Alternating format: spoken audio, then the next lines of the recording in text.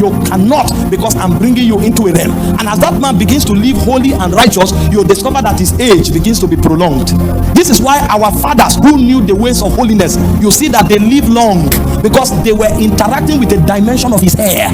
We talk about purity and agelessness. But see, our generation, we have many revelations, but we live in sin. And so somebody can fornicate, come to the altar and is speaking in tongues loud, and he thinks power is about volume. But you see, the elders of old, they didn't even have keyboard. They clapped their hands, but they knew holiness. And because they knew holiness, God preserved them for ages. And then you see them, they are 70, they are 80, they are still preaching the gospel. They are 85, they are still strong. And you are wondering, why are they so strong? They encountered something. Their generation was given the opportunity to see the hair of Abba. And what they encountered was holiness and agelessness. This is how you x-ray God. Because when you see him in the spirit, he says he doesn't have a form. It is when he becomes man that he takes a form.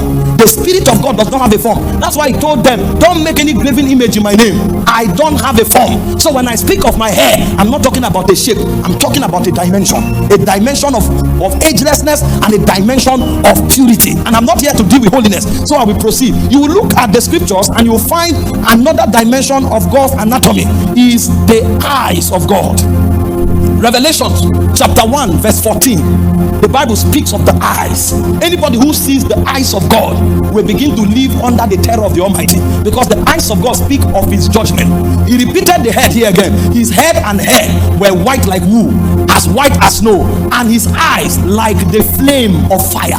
So anybody who sees the eyes of God will encounter God's judgment and God's terror. This is why those who have encountered those flames, they live on earth with the consciousness of eternity. You know why? Because those fires is what will judge men at the end of time.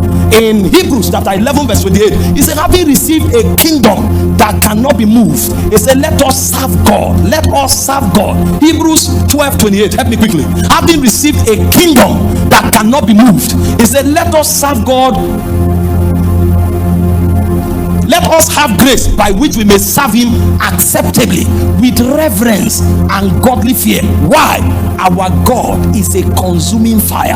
When you look at a man who is afraid of God, walking in honor and reverence, he has had an encounter with the eyes of God. God has shown him something about the ages to come. Have you met people who told you before they saw the rapture? And from that day, they began to live with the fear of God. God exposed his eyes to them, because the eyes of God are like torches. They speak of his judgment. I'm telling you, on the last day when you appear, you know what will happen? Your works will appear with you, and Jesus will look at it. When he looks at it, those fire will come out, and your work will pass through the fire. If it is burnt, it means it was not worthy. So there are many people who will go to eternity and they will have no reward.